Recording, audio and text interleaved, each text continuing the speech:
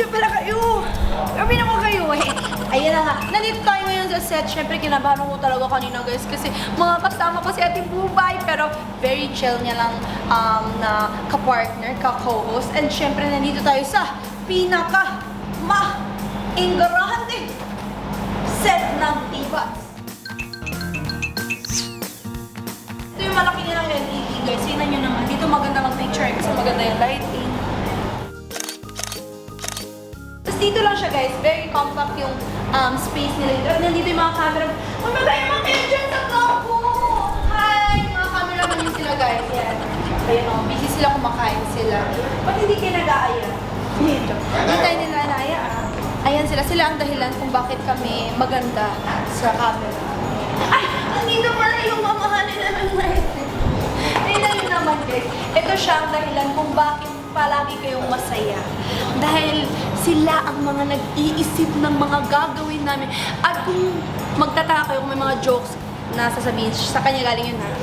Sa kanya galing yun. Orange Joy. Oo, kanina yun. Sa'yo yun. Sa'yo yun. Ay, ito si Kuya. O, Kuya, ay ka dyan. Oh, di ba? Napunta na ako dito. Pero syempre, huwag tayo pumunta dun muna pala. Uy, ito pala muna. Pagdating sa bandang dito, bigla, ay! Oh, di ba? Biglang may dumaan na diwata.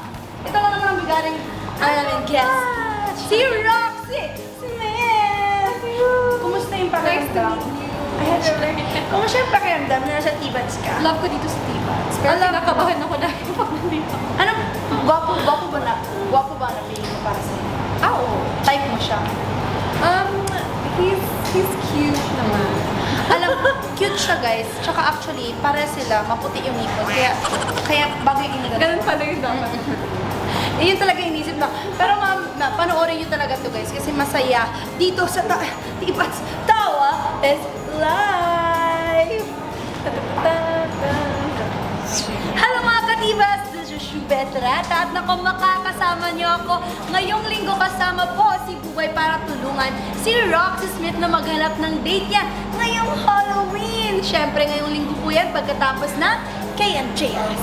Dito sa Tibats, Tawa is Live!